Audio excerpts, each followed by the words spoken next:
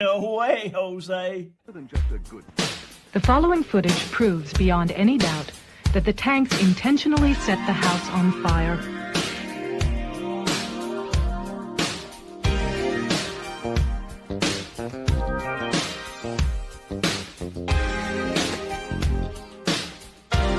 It proves that the Branch Davidians were murdered.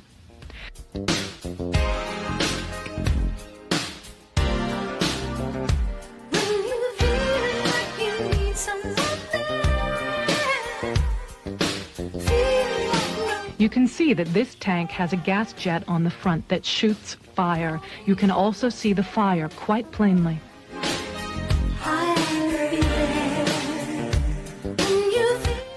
The tank goes into the house twice, and each time as it backs out, the fire at the gas jet is plainly visible.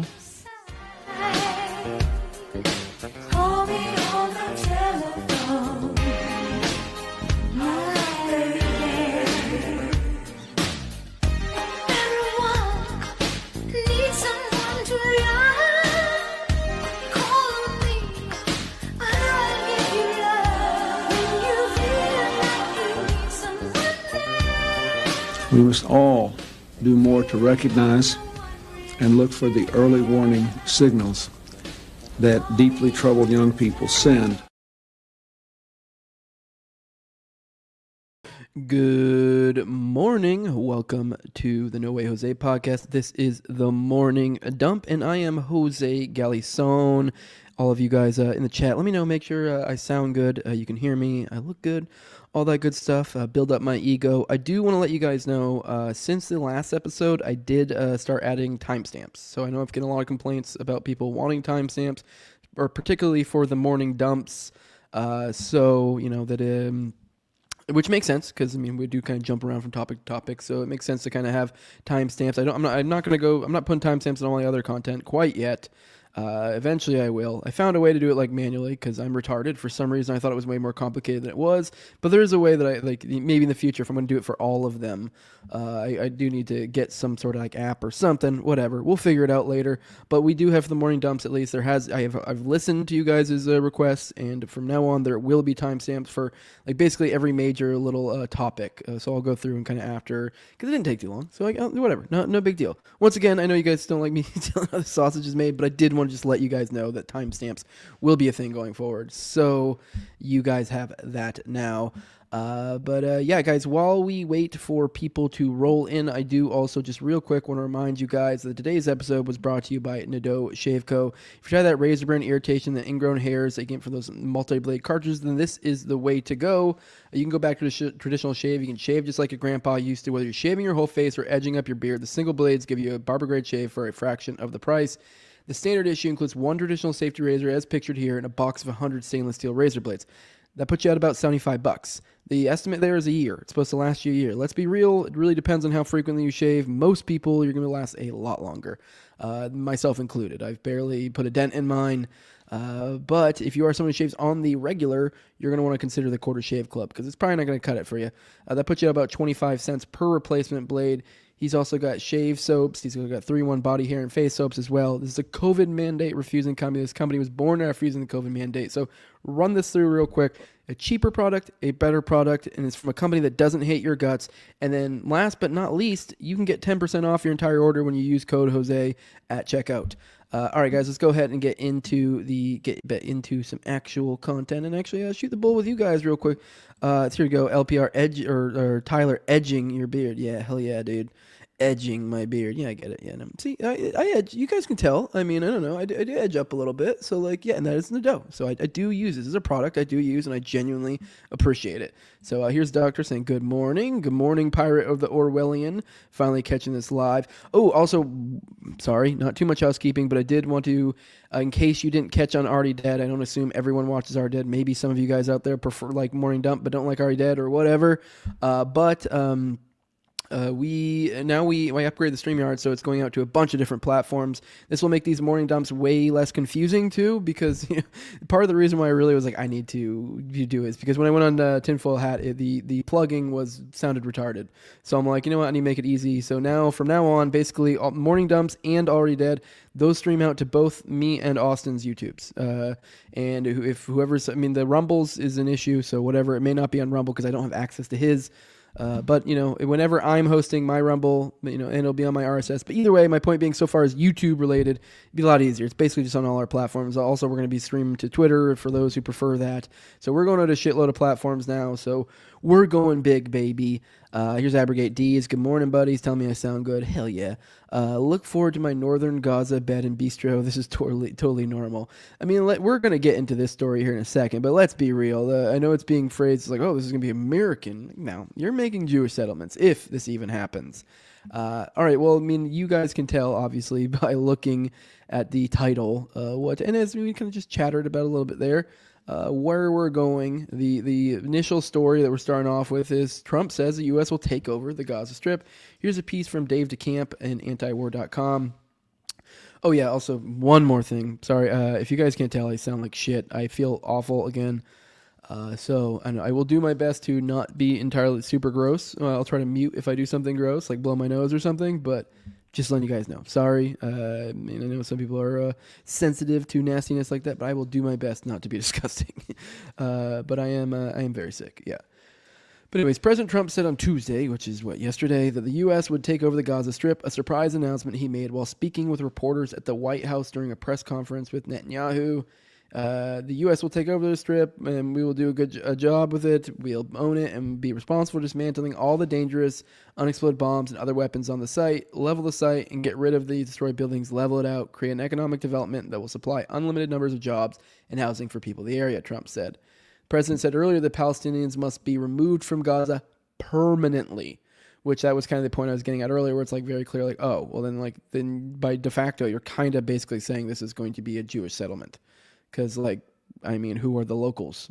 So, yes, I guess theoretically it's like you could also have it open for other entities, like, people from, like, Americans, essentially, or other Europeans or whatever, to where they can come. But the contingency that's going to end up, being there the most is going to be the Jewish settlers.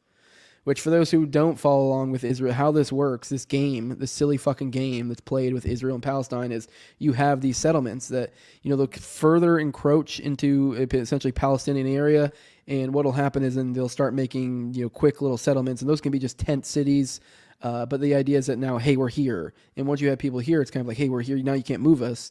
So it's kind of this silly game. They know they're playing, they know what they're doing, but I don't know, it's a fucked up game.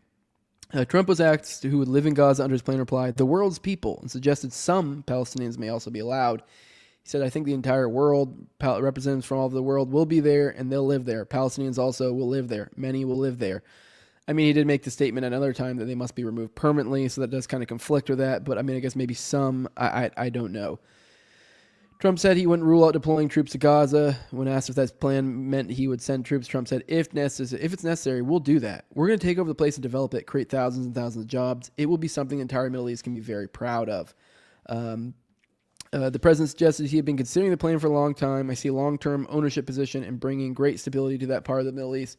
Everybody I've spoken to, this is not a decision made lightly. Everybody loves the idea of the U.S. owning that piece of land, developing and creating thousands of jobs with something that will be magnificent in a magnificent area nobody would really know. They look and all they see is death and destruction and rubble.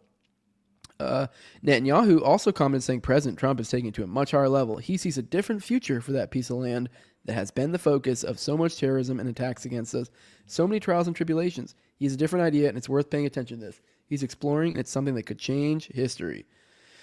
Later on Tuesday, Steve Witkoff, this is a guy that we've talked about plenty on the show, the Middle East envoy for Trump, he appeared on Fox and endorsed the president's plan, saying a better life for the Palestinians is not necessarily tied to the physical space that you are in today. So, I mean, that's kind of a dour sign, because Witkoff did seem to be one of the gleaming bits of hope in this, because he was one of the ones who initially came in and got the deal set up. So I don't know. We'll see. When asked what message Trump was trying to send by calling for a U.S. takeover of Gaza, Witkoff said he's telling the Middle East that the last 50 years of doing things was not the correct way of doing things, and he's going to change it up. Secretary of State Marco Rubio also endorsed the U.S. takeover, of course he did, and ethnic cleansing Gaza. Gaza must be free from Hamas. As Trump shared today, the U.S. stands ready to lead and make Gaza beautiful again. Our pursuit is one of lasting peace in the region for all people, he wrote on X. U.S. takeover of the Gaza Strip would require Israel to restart its genocidal war, and it could potentially involve direct U.S. military action.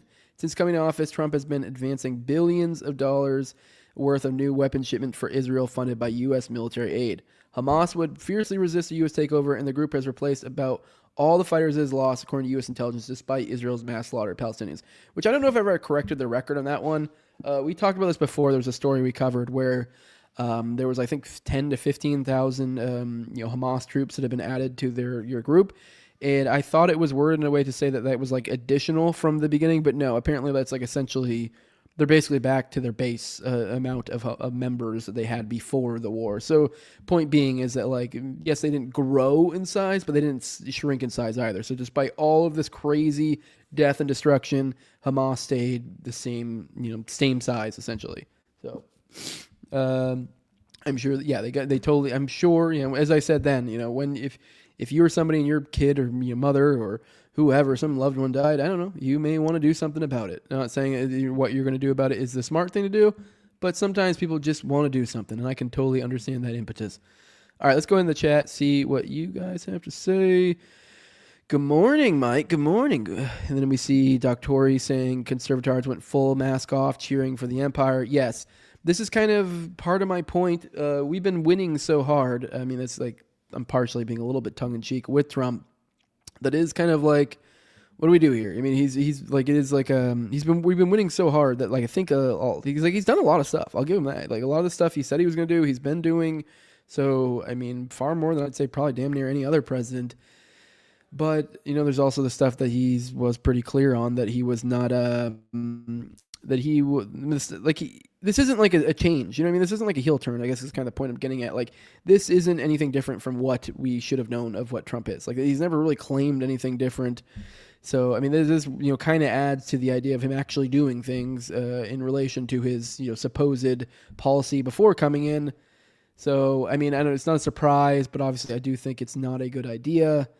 So I don't know. We'll see. I don't know. Let's keep going. Here's actually him saying it. Let's watch this, because there's some analysis I've heard people say, because it is a very bizarre thing. But all right, here we go. The U.S. will take over the Gaza Strip, and we will do a job with it too. We'll own it and be responsible for dismantling all of the dangerous unexploded bombs and other weapons on the site, level the site and get rid of the destroyed buildings, level it out, create an economic development that will supply unlimited numbers of jobs and housing for the people of the area. Do a real job, do something different. Just can't go back. If you go back, it's going to end up the same way it has for 100 years. All right, now I don't know if you can see Netanyahu in that one, because there was one thing. Maybe also look in the comments. I'll scroll through the comments real quick to see, because there was people who were kind of analyzing. Well, look at Netanyahu. Look how he's reacting. I wish I had saved those now. I assumed, for some reason, I thought this would have the full one. But if you do watch his body language at the moment that he starts talking about it. Oh, actually, never mind. You can't. No, never mind. It zooms in after that. But apparently, like a lot of people have pointed out, if you look at the body language of Netanyahu, he looked kind of uncomfortable. So I don't know. I mean, this has been a thing lately. I mean, we've been dealing with these tariff wars shit where Trump has been making these bombastic claims, or and following up on a lot of them, but then almost as a way for negotiation. So I mean, there is the outside chance this is some sort of negotiating tactic. I think this is a wild thing to do for a negotiating tactic, but I don't know. Maybe I might be missing some part of the bigger picture. Because, I mean, maybe this is something that he knows, I don't know. Maybe Netanyahu's not a fan of this or something. I don't know. I don't know the specifics on this. I've heard a lot of cope. I don't know what to make it. And then I've also seen it's funny. You see from the right, you see a bunch of cope, and then you also see a bunch of people who are just falling in line. It's like one or the other. So, I don't know. This is kind of what I was sort of getting at. Once again, I'm a little cloudy because I feel like shit, but like, this is kind of the idea of like what happens when you have this leader, leader that has like a cult of personality of sorts that, to some extent, when you're dealing with political leaders, the wins, the W's, the like, oh, that was really cool that he did. Those add up, and those kind of allow you to shut off your thinking faculties and other aspects, like stuff like this. So like all the people out there, all the conservatives are like, hell yeah, look at this USAID thing. We're gonna get into like the Department of Education stuff here soon, and then like this, that, like one thing after another that's like a win in their corner, and they're like, hell yeah, dude, he's actually doing shit. And then you do something like this, and it makes you have much more of an ingrained reaction to fall in line with the herd, especially because you're like, well, he's been doing pretty damn good either, or you just may not even raise your voice because you're like, whatever, one thing out of however many. So this is kind of the social phenomenon that occurs with leaders like this. And this is kind of what I've been sort of warning about and hesitant to jump on the Trump train, because everyone gets caught up in this Trump train and then they just get caught up in this self-affirming like idea of like, now I need to find ways to justify the things he's doing, even when I disagree. Or find a way to somehow make it comport. And be like, you can still see it in a way of like, oh, well, I disagree with this, but it's like you end up playing softball with this guy overtly, in my opinion. So I know, we'll see. Here's a reporter asking him questions because, this is from DD Geopolitics, says, even reporters can't believe what they're hearing. This is nuts. So let's go ahead and play this. Mr. Prime Minister, you are talking tonight about the United States taking over a sovereign territory. What authority would allow you to do that? Are you talking about a permanent occupation there, redevelopment? And Mr. Prime Minister, do you see this idea as a way to expand the boundaries of Israel and to have a longer peace, even though the Israeli people know how important that land is to you and your citizens, just as the space is inherited by the Palestinians as well? I do see a long-term ownership position, and I see it bringing great stability to that part of the Middle East and maybe the entire Middle East.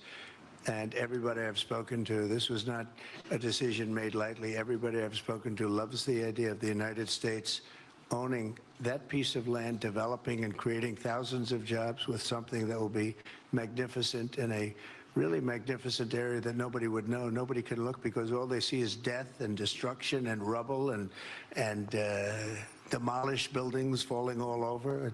It's just a terrible sight. I've studied it. I've studied this very closely over a lot of months, and I've seen it from every different angle. And it's a very, very dangerous place to be, and it's only going to get worse. And I think this is an idea that's gotten tremendous, and I'm talking about from the highest level of leadership, gotten tremendous praise. And if the United States can help to bring stability and peace in the Middle East, we'll do that. All right, more of that. I mean, this is obviously the quotes that I basically read to you a little bit ago on in the anti-war article, but still, this is just more. You can hear it from the horse's mouth type deal. Thank you, Doctori420. You found this for me. I do, with that, casual little reminder for you guys. In the especially particularly the Rumble thing. I don't think it works on YouTube because I think they shadow ban links. But on Rumble, if you have any sort of links or anything that you feel like you'd like me to address on the show, feel free to drop it in there, and I will typically bring it up. Given depending on time and what the plan is. But generally speaking, I have time, and I'm willing to add stuff. Also, on top of that, feel free to.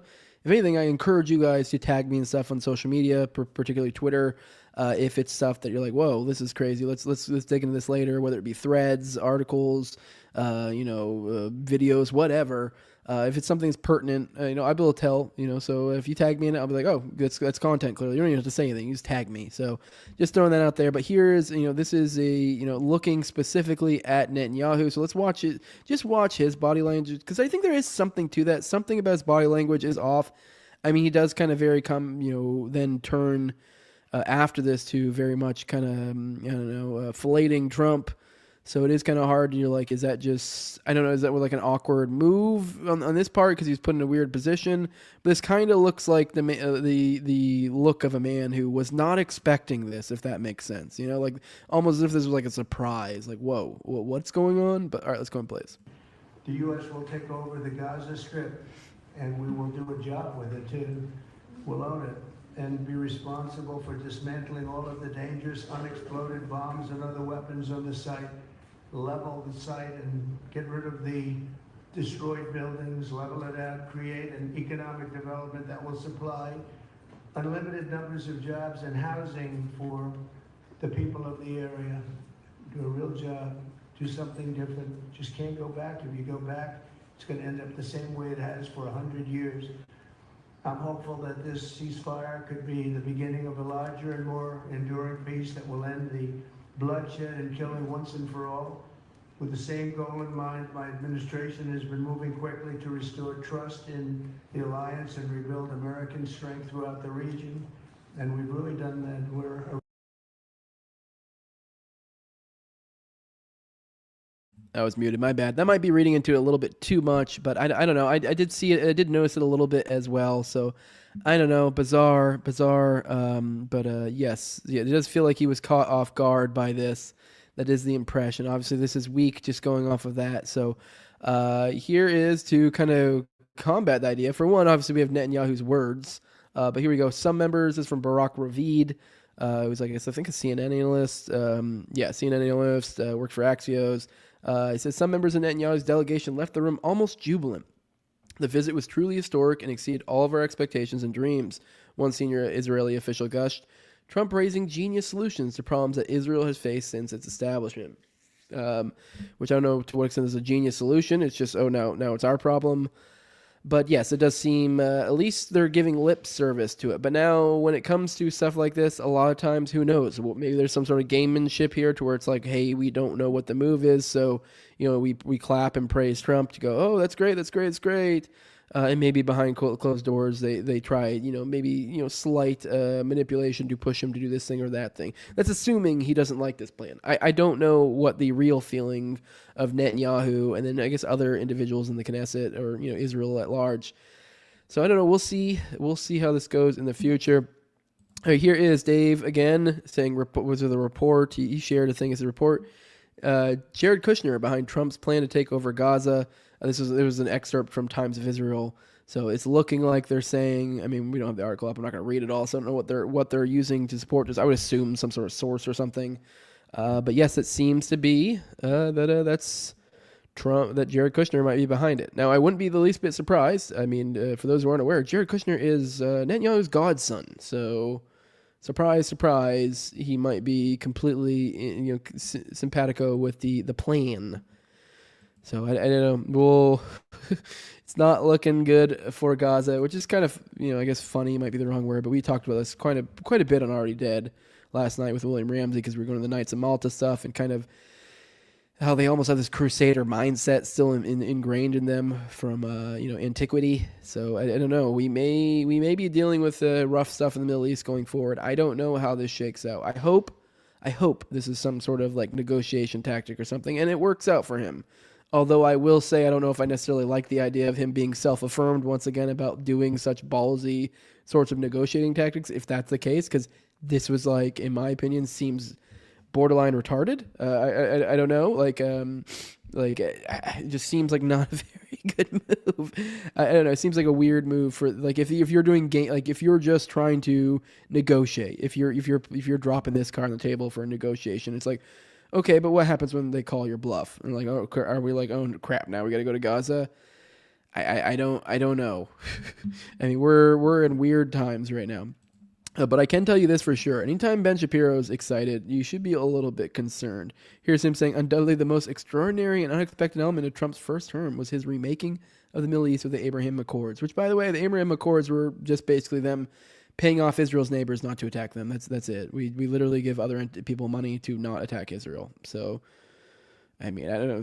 I guess I just really, really, really, really hate Jews because they're Jews, and there's no other reason whatsoever. It's just because they're Jews. He achieved that Nobel Prize-worthy accomplishment by thinking outside the box, recognizing actual hard realities, and ignoring the conventional idiocy of the blob. He's doing the same now with Gaza. This vision is absolutely transformative. Whether it's his final vision of the region, a negotiation tactic to achieve better deals, or something else, there's no doubt that Trump's creative thinking is breaking the mold and changing things. Let him cook. Get ready for my full take later. I'm not going to listen to your full take later because I don't care. I just wanted to show this to show you guys. Oh, crap. Look how excited this nerd is. All right, let's pop back in the chat, talk with you guys for a little bit. Hey, what's up? Hey, say what now? Good to see you here. Here's Arcane Arsenal. Say Trump going full Shabbos Goy, or was he Crypto J this whole time? I don't know. As we talked last night, he's clicked up like a motherfucker with the Knights of Malta. So I don't know to what extent he knows the people around him or the entities there. So I don't know. I really think he may just be kind of this singular entity to some extent. I mean, don't get me wrong, there definitely are connections, but he just has this. He does feel somewhat like an independent actor, but an independent actor that is probably being manipulated by other actors without even realizing it. I could totally see that. He is very much a loyalty-driven guy, so if you just play the right games, you can kind of curry the favor of Trump. I don't know if he's necessarily either a team guy of anybody particularly, but he can be sweetened up easily. It seems to be my impression of the man over time. So we'll see. Did you see the video of BB? Oh, you brought that up already. There we go. What's up, Pinchy? Darn the Dragon. Nettie rubbing his hands for sure. We have Qbert in the chat. What's up? Good to have you joining us. Taking a morning dump with the morning dump. TCH 5802. Having American soldiers in Gaza where they see all the war crimes for which they'd spend life in military prison would be fatal for Israel. I mean, that is a good point. I am interested to see how this would play out. With us going over there. I mean, I once again, this is like something I struggle to believe we're actually going to do, but we'll see. All right, 1 second, guys.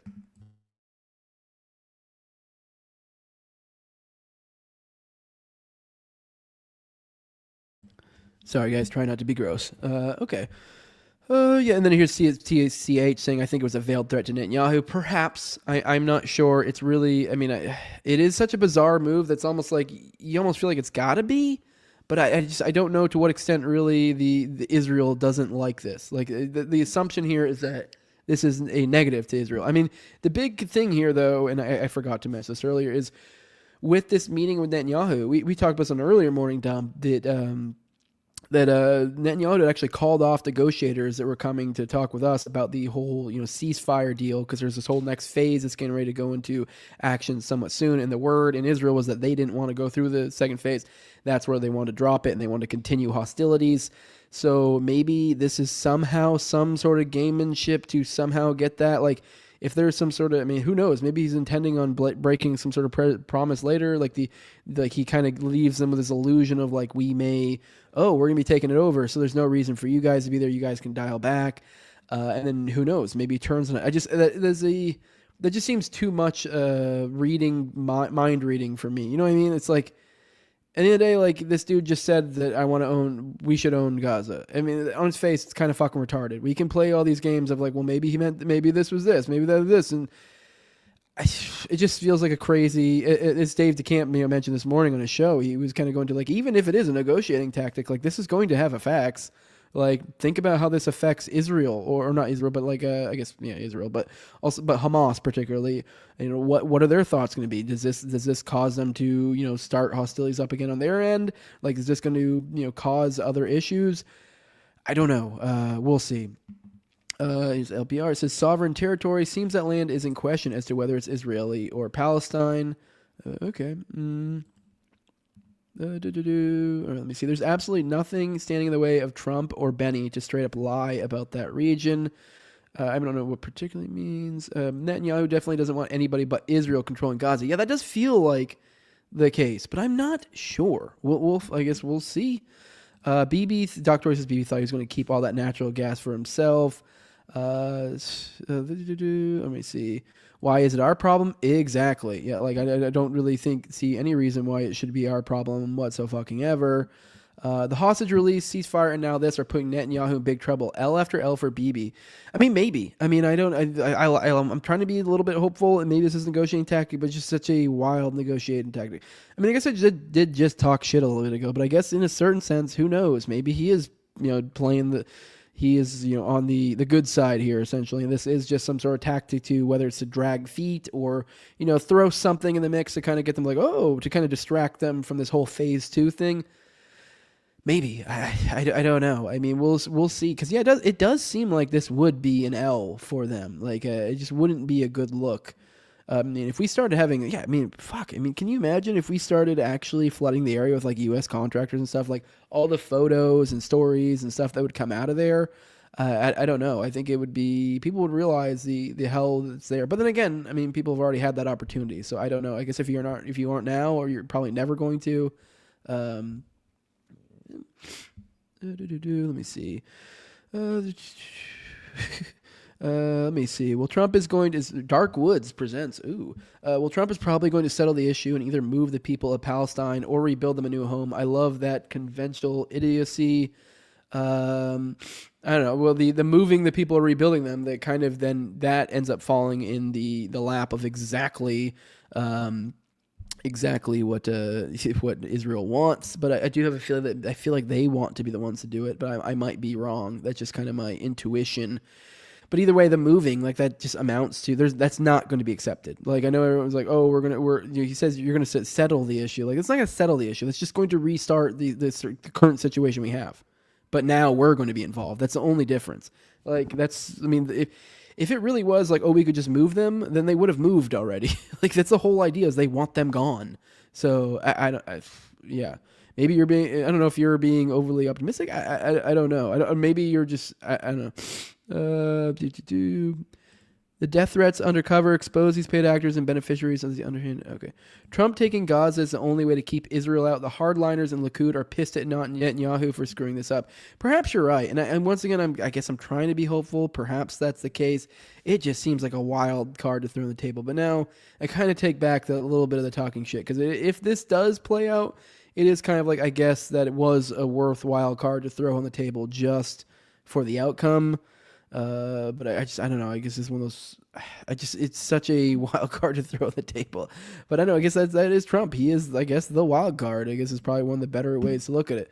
But on the flip side, here we go. We have now I don't know if they actually have done it yet. I haven't seen any sort of like update. But yesterday, and we'd heard news about this. I believe even before that. But I guess they were straight up preparing an executive order to abolish the Federal Department of Education. I feel like I would have seen it already if they actually did. But I mean, I would assume we're probably going to see that maybe today, maybe tomorrow or something. But I mean, or it's just faulty information. But it just seems like the rumors out there is that we may actually abolish the Department of Education, which the conservatives have been trying to do for decades. Now, this is a clear W. Like, I mean, don't get me wrong. I think there probably will end up being, or actually, I wouldn't even say probably. There may. I actually wouldn't say probably. I'm like probably 45 to 50%, sure this will be the case. There'll be probably some sort of asterisk here.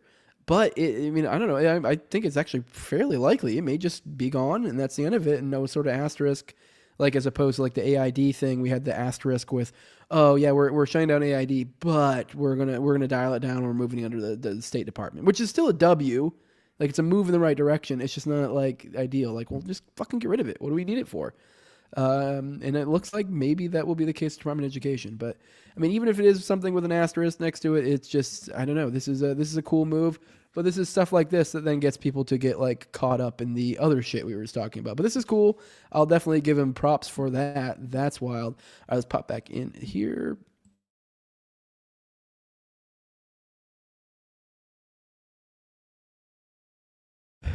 Oh, we have Darkwood says we have to do something to change the dynamic. The people of Palestine can't leave. They are fenced in and surrounded on all sides.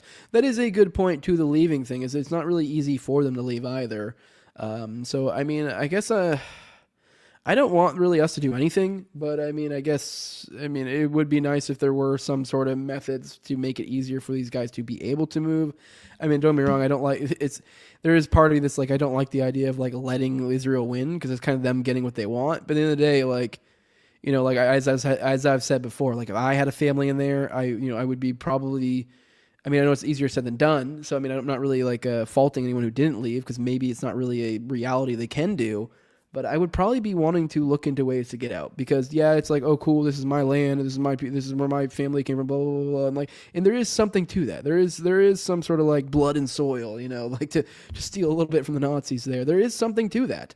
But at the same time, there is far more to actual human life and your loved ones. So, I mean, if I'm talking about a piece of land, or whether I value this more or less than my literal family, my family's going to win 100 times out of 100. So, although there is something, if I was a single guy, fuck you. Like, no, this is mine, bitch. Which is, I don't know, this is what happens when you destroy men. You remove their families, or you create situations where they really can't have families due to, or, they're going to be in, deep poverty. And like, who's fucking surprised we have a terrorist problem? Because that's I don't know. That's basically what I literally just described there. Here's Dr. Reese. All I know, this empire is never giving up the Suez Canal without a fight. Let me see. All right, here's Dogwood saying, I think Israel and Palestine are both kind of going to have to compromise for any sort of lasting resolution. Perhaps. I don't really know how this plays out. All right, guys, let's get to the next one. Here is from another one from one of you guys. He says, this is Black Guy. He says, it's a meaty one. Let's get into this. I didn't really get to look at this. This is from WikiLeaks. All right, gotta turn this. All right, WikiLeaks leaked messages revealed that Fernando Villavicencio, who received at least $65K from NED and produced a front-page fabricated story about Assange, which facilitated his arrest, was a U.S. government informant. Right. Washington, D.C. dropped site. No, this is the excerpt from it from those listening. Washington, D.C. dropped site news and the Intercept Brazil report that they have received more than 1,500 leaked text messages that appear to be between Ecuadorian Attorney General Diana Salazar, hailed by the U.S. government as an anti-corruption champion, and former member of Ecuador's National Assembly, Ronnie Eliega. The messages contain numerous bombshell allegations, including claims apparently made by Salazar that slain 2023 presidential candidate Fernando Villavicencio, man, that's a name, had been a U.S. government informant. Okay. Okay, well that's interesting. So to go over that again, so he received $65,000 from some entity and produced a front page story about Assange. So this is the guy who, I'm assuming this was the rape thing. So because I believe there was some sort of rape charge. So okay, he was a government informant. Surprise, surprise. Those seem to pop up everywhere, huh? I mean, hell, we just talked about the Oklahoma City bombing surveillance thing just the other day. And yeah, there was they tried to give it's basically been proven. They tried to give an actual surveillance tape. I believe I want to say even said they showed a second person coming out, and they tried to sell it to, was it Dateline? I always forget. And then, and there was an informant. So they're like, nope, we got you, bitch. So I don't know, many such cases. All right, let's pop back in to see you guys.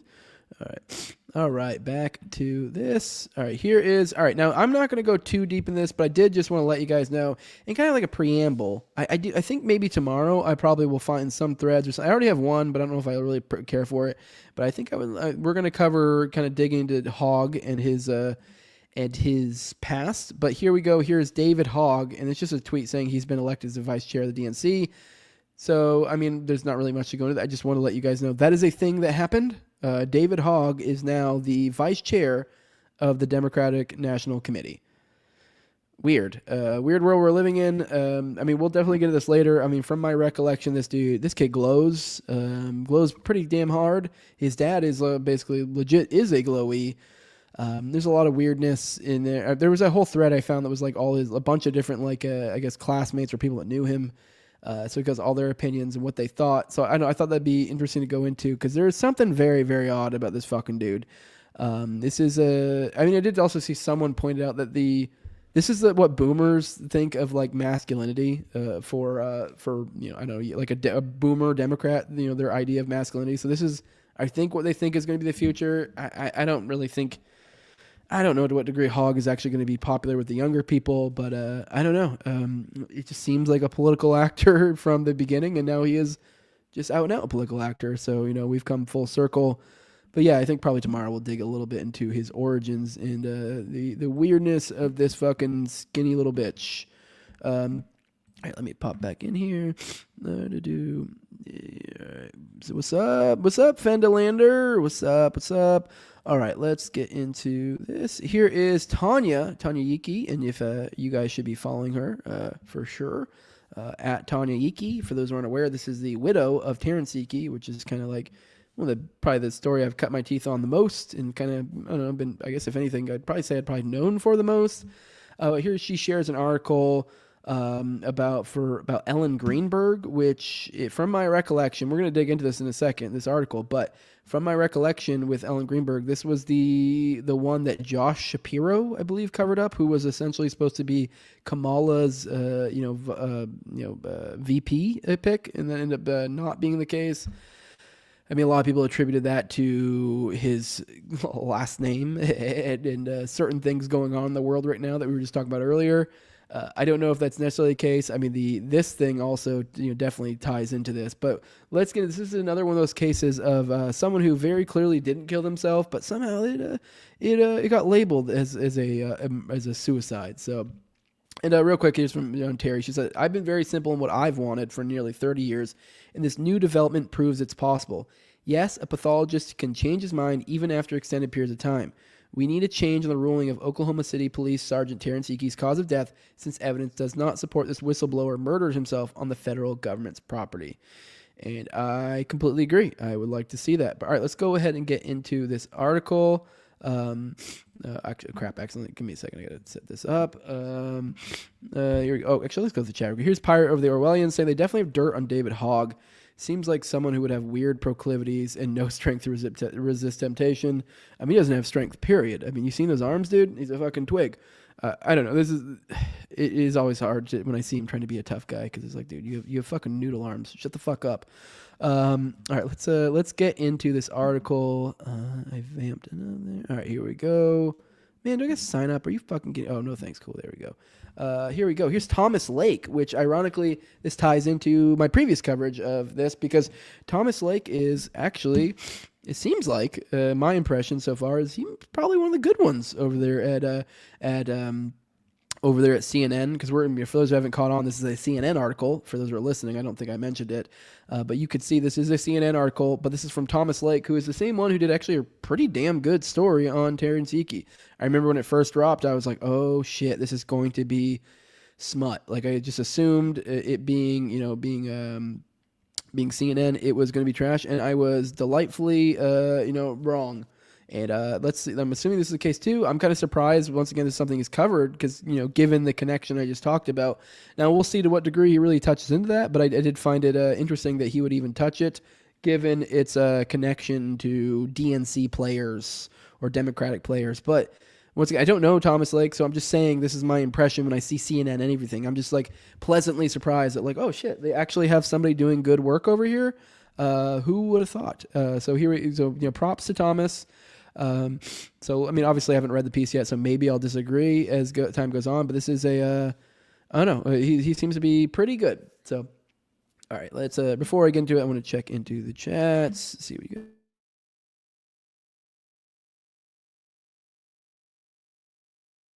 All right, you guys I don't know what you guys are chatting about. I see you guys talking in the chat, but I'm not going to bring it up because it makes no sense to me.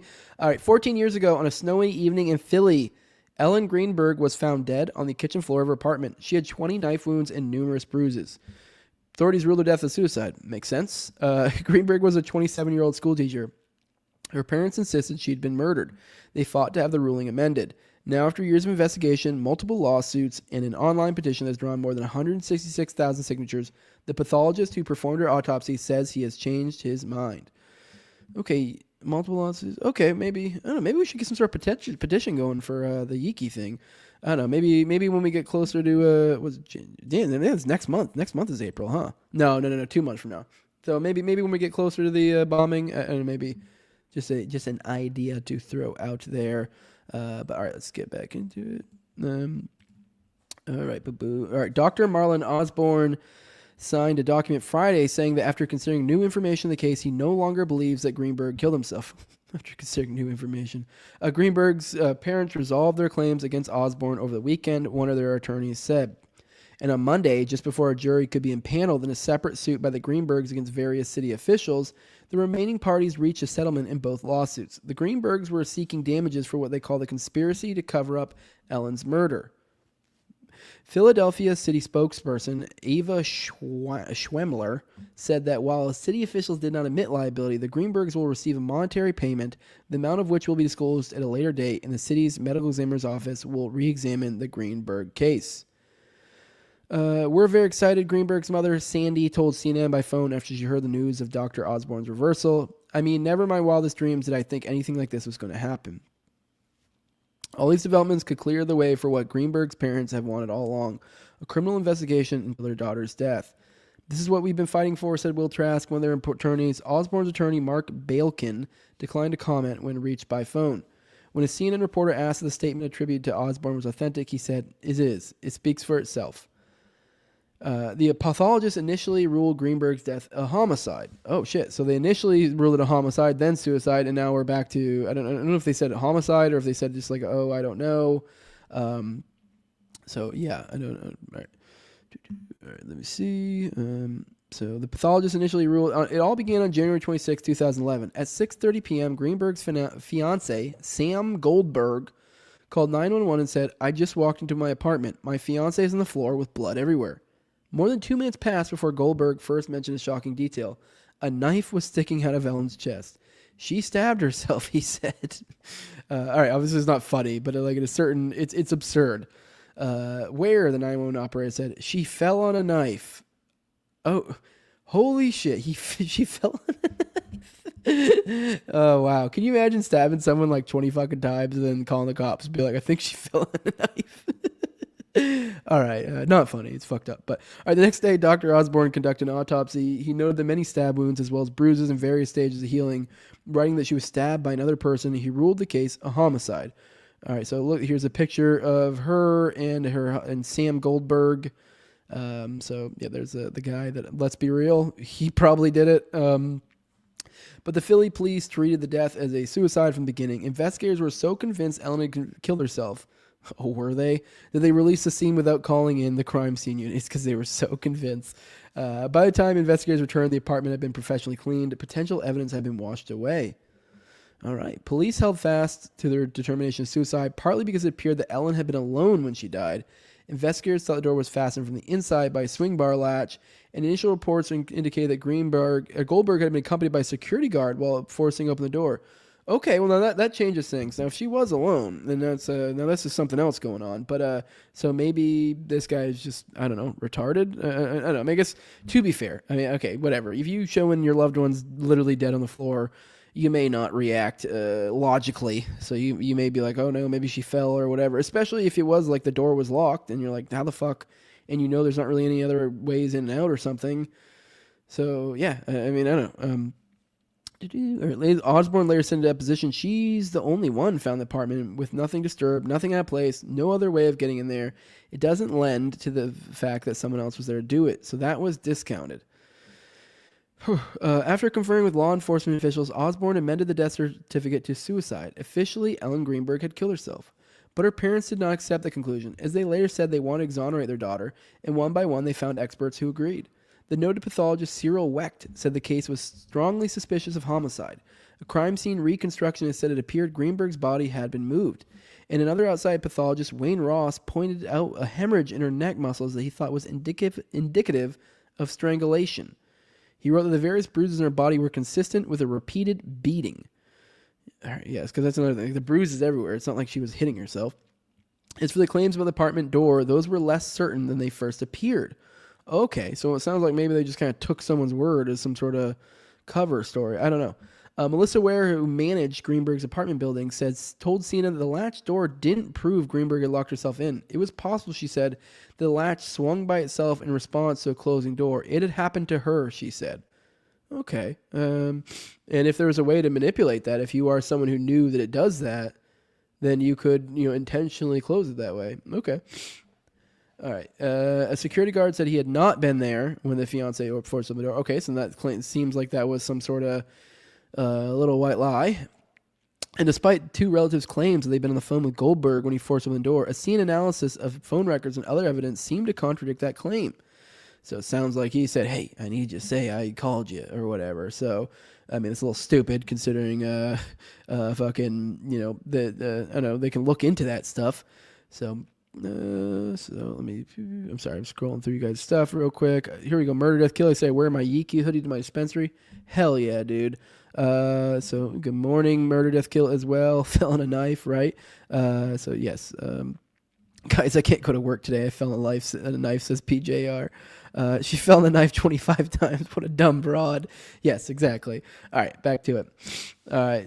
Last November, Goldberg gave a statement to CNN lamenting what he called the pathetic and despicable attempts to desecrate my reputation and her privacy by creating a narrative that embraces lies, distortions, and falsehoods in order to avoid the truth.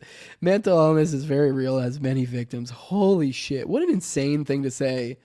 Like, I could kind of understand if you were like, Like, you would think, like, if let's say your loved one, you found them dead with like a double-digit stab wounds and bruises and other stuff, and if someone was like, "Hey, a lot of people think you're doing it, and you did it," I mean, I could totally get, like, "Hey, I totally get where people come from. I understand the state of the body.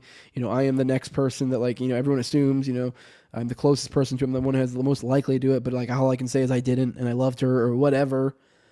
But to try to be like this, that is such a silly little statement and it's almost like very gaslighting. Like, you guys are fucking mentally ill for even thinking this. Like, no, that's the most logical thing. You may not have done it. He may not have done it, but that's the most logical. Like, if we were to take a educated guess, which that's not how the justice system works, luckily for this Goldberg fella.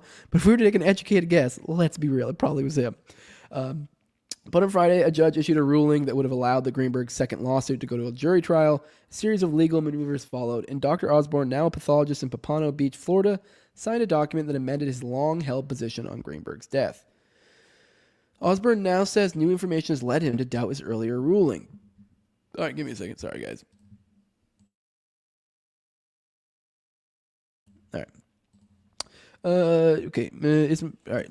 Osborne wrote, "It's my professional opinion Ellen's manner of death should be designated as something other than suicide."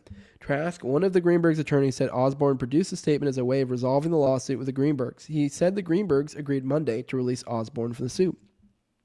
Osborne's statement cited additional information he'd gotten since he issued the amended death certificate. Sounds like we need to figure out someone to sue in the whole Yiki thing, but I don't know who that would be particularly. I think the medical examiner has been long gone. I don't know what his deal is these days. He was already kind of older at the time, Fred Jordan. I am now aware that information exists which draws into question, for example, whether Ellen's fiance was witness entering the apartment before placing the 911 call on January 26, 2011, whether the door was forced open as reported, whether Ellen's body was removed by someone else inside the apartment with her at or near the time of her death, and the findings of Lindsay Emery, MD, from her neuropathological evaluation of Ellen's cervical segment sample. Cervical. Okay, maybe that's some sort of stab analysis or something. I was thinking maybe they were implying rape, but I don't know. Oh, here's the pathologist, a rather rotund African American fella. Yep. Emery, a neuropathologist for the Philadelphia Medical Examiner's Office, said in a 2021 deposition that it appeared Greenberg had been stabbed in the back of her neck after she was dead. She later filed a declaration walking back that conclusion and saying there could have been other explanations for the lack of vital response in one of her wounds. With Osborne's departure, that left two defendants as jury selection began Monday morning: Sam Galino, the city's former chief medical officer, and police detective John McNamee. Both have denied wrongdoing in the case. Just before 11:30 a.m., one of Greenberg's relatives at the courthouse reported that the jurors had been dismissed. Minutes later, Greenberg attorney Joe Pedraza gave a statement to reporters. "We have resolved the matter," he said, adding to the Greenberg second lawsuit, demanding the medical examiner's office change its ruling on Ellen's cause of death had also been settled. That suit was pending before the Pennsylvania Supreme Court. CNN reached out for comment to the city's police department, medical examiner's office, and mayor's office, as well as two attorneys representing Galino and McNamee. None had responded by the time of this article's publication. Dr. Osborne's new conclusion is not binding on the city. He acknowledged in his statement that I am no longer empowered to amend Ellen's death certificate myself because I no longer maintain a Pennsylvania medical license and am no longer employed by the Philadelphia Medical Examiner's Office. So it looks like this may be more symbolic than anything, but either way, I mean, this is still a pretty big symbol, and it might be able to be used as more than symbolic going forward. I'm not entirely sure. Look, the Greenbergs have been fighting this for 14 years, said Trask, one of their attorneys. They're exhausted. They spent their retirement in this case. They're ready for closure. He added all they wanted was for Dr. Osborne to admit he was wrong and that their daughter didn't kill himself. And that's what they got. The rest of it was icing on the cake. Reached by phone on Monday afternoon, Greenberg's father, Josh, said it felt as if he had just taken and passed a very difficult test. "We fought very long to get justice for our daughter, and we did." All right, well, it looks like we didn't go into the Shapiro connections at all. Now I kind of want to look up Josh Shapiro's past, because I forget what role he played particularly. Governor of Pennsylvania for some period of time. Okay, the Greenberg death happened in, let me see. Let's find out when the death happened, and then we can figure out what part he had anything to do with this at all. because I know he was a part of it. I'm surprised. I mean, I guess, they didn't go into it here. To be fair, maybe, 14 years ago, so 2011. So let me see. I think he's currently the governor. I don't know what he was doing at that point in time. Attorney General, Pennsylvania State Representative from 2004 2012. So that'd been while he was a representative. I think he was somehow either family or something to somebody here. So there's a lot of implications that he did something in relation to this. Maybe one of you guys in the chat recall, because I don't. It was the AG, wasn't he, is what you said. Well, it said 14 years ago, and is when she died. So that'd be 2011. Then I looked online, and he was a state representative at the time. He was a DA at one point. So I don't know when. No, I do know when, actually. He says 2017 to the attorney general from 2017 to 2023, and then the Pennsylvania state representative from 2004 to 2012. He was attorney general for some period of time. He was on the Montgomery County Board of Commissioners. So, and I swear, I don't remember where I saw it, but I do remember him being connected somehow. Maybe we'll have to find something later to kind of show that connection. All right, let's go ahead and get into the last thing for today. Here is, damn it, I did it again. We're accidentally closed out of the thing. I just want to give you guys some updates on the Zizians stuff, just some minor updates, and then we're going to get out of here. I know it's an early one today. We didn't go super long, but I'm not feeling so great. So, here you go. In 2018, when Josh Shapiro was Pennsylvania's Attorney General, the case was referred to his office for review due to potential conflict of interest. Hell yeah, Doctor, you're always on it. Thank you. Appreciate that. So that, there we go. There's the connection. So it did reach his office. And I guess he just kind of... So the issue here is that he's not as connected as I thought. I swear there was some sort of relation somewhere, but I might be wrong on that one. But either way, it looks like... the case was reviewed due to potential conflicts of interest. Maybe the conflicts of interest there are his relationship. I don't know. I'll have to look into that and maybe come back to you guys with more information on that, because I believe there was more to that. But it looks like it reached his office, and he just said, fuck it, and ignored it. But all right, here is... We're popping back into it. We only have a couple things here. We have, here is, I don't remember if we touched on this one, because this was, I think we did. But let's cover this real quick. Jack Ziz Lazota, the leader of the trans terror cult linked to 6 known deaths, is at large. I can exclusively report that Lazota was living with Felix Ophelia Buckholt in Chapel Hill, North Carolina, for many months, leading up to the now-deceased German male's involvement in the deadly shootout with a Border Patrol agent in Vermont. Lazota, who identifies as a woman, has grown breasts or wears prosthetics, faked his death in Solana County, California, to skip out on a criminal case in August 2022. Police then saw him in November 2022 at the scene of an attempted assassination on the trans commune in Vallejo, that's a weird word, California, but was not arrested. In January 2023, Lazota was arrested in Delaware County, Pennsylvania, during an investigation into a brutal execution-style double homicide of an elderly couple. Of an elderly couple. I don't think we covered that one. A judge granted him bail initially at $500,000, then lowered it to only $10,000. Lazota quickly bailed out and disappeared with his comrades. There's a warrant for his arrest in both Pennsylvania and California. This is the fella. And then we have one more on this, a little more, actually, I guess 2 more. Here we go. Here's the Times Union published the CCTV footage. And by the way, this is Andy No that I'm going to this. He's been doing he says ongoing thread. So it's just kind of popping in here and giving you guys updates occasionally. But the Times Union published the CCTV footage of trans terror cult duo Teresa Mila Youngblood and Felix Ophelia Buckholt at one of the Vermont hotels they stayed at before allegedly launching the deadly attack on the Border Patrol agent on January 20th. Buckholt, a German national, had been renting Airbnb units or motels/hotels for years, while Youngblood started sometime in the middle of 2024. Both had access to lots of cash. So you can see in the video here, you can see the one girl, Youngblood, which I believe that's the survivor. That's not the one that died. You can see them walking together. Tall one here, I believe, is the one that ends up dying. Because they end up getting a shootout with this Vermont, with the Border Patrol agent. So here is, not really anything too particularly interesting here, but all right. So they have that. Here is the last one. Very little is known about one of the apprehended members of the Ziz trans terror cult called Surrey Dow, which this isn't one of the multiple ones we covered. It is really hard to keep track of this.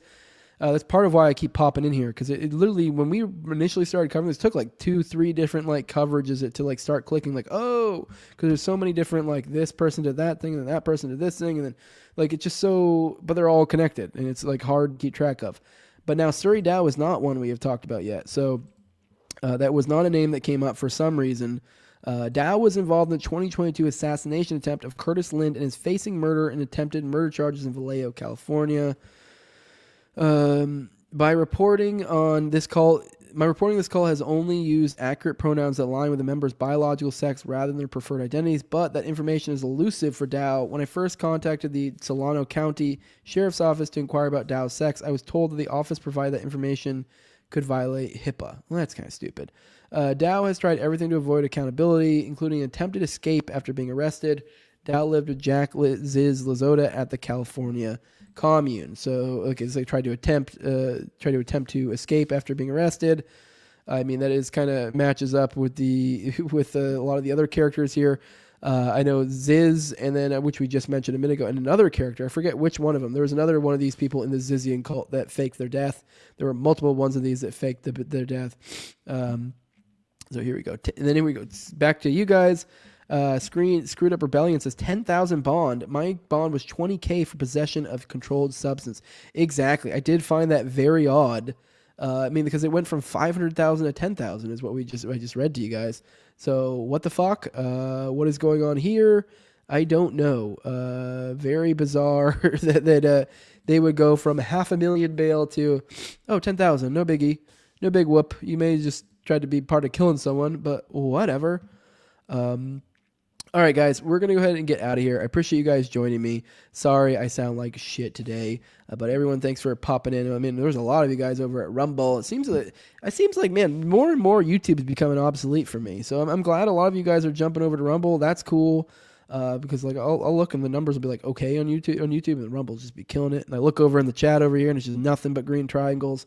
So I appreciate my Rumble people. We got some YouTube people in here. I like you guys too. No problem, man. I says thanks, dude. But yeah, there's definitely Rumble's becoming quite a thing. So it's cool to see it. It's cool to see it happening. I'm glad I made the jump a while ago. Help me, guys. Go follow me over there. Help me get to 1,000 over there. I'd like to be able to get there. I don't know. It feels gay being under 1,000, but guys, make sure to like, share, subscribe, comment, all that good stuff. If you want to support what I'm doing over here, you can do that over at patreon.com/NoWayJose2020. The lowest level is $2. That gives you the early episodes. I'll be continuing the Vegas series this weekend. We'll continue on Sunday. I got a tournament, wrestling tournament on Thursday, so I won't be able to do it then like normal. But we'll get done on Sunday. So I'm picking back up with that. I'm sorry, I know we missed a week because we ran into some issues. But you also can be a talking head on Already Dead with me and Austin, and you also get an ad-free RSS feed for the low level, $2. And a lot of people don't like the ads that come along with my new podcast host. But if that's the case, just throw me a couple bucks, and you don't have to worry about ads anymore whatsoever. Also, the highest levels of my sponsors, I read them off every episode of my co-host on Tower Gang, at Tower Gang Toad. Also at AbrogateDees, at ZOVRACK, at _Infinite Zeal. Also have Tim Tuttle, at Jolly on Cleeble. Then Will Bell, Delicious Blueberry Rabbit Eye Wine. Then big fan of the show, Torin May. Then at INWARD Lover. So you all should learn to look inward and love ourselves. But yeah, make sure to like, share, subscribe. If you are listening on an audio podcatcher, please leave a 5-star review. It helps out a lot. I want to beat Austin. Me and him are kind of in close competition. Who has the most? Dr. Tori says, "Hey, Jose, did you see the new partner program for Rumble?" No, I can't say I have. I'll have to look into that. Perhaps you say, "Hey, say when now." Thanks, Jose. I hope you feel better. Thank you. You should qualify if you sign up. Yeah, I definitely, maybe. I don't know. Okay, let me scan through and make sure there's no Rumble. I'll just remind you guys, you can do Rumble rants when you pop in for these. I just got to go over and look. I had to go check. That's why I mentioned it. But yeah, leave a 5-star review. Follow me on Twitter at Tower Gang Jose. That's where you can tag me and stuff if you want me to cover on the show. And yeah, I'll give you a little shout out when I do so. But everyone, I appreciate you guys showing up. Love you all. Deuces. Bye-bye.